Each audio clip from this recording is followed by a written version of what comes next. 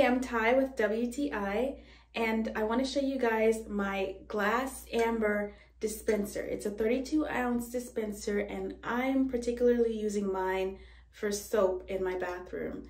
I chose this dispenser because I wanted to go for a more natural look in my bathroom, and I thought, why not use amber glass bottles? So I really like this bottle because it is sturdy and well made. And one of the differences that stood out to me is the top of the bottle. This top is a more rounded top, and to me it looks better than the typical plastic one that you see.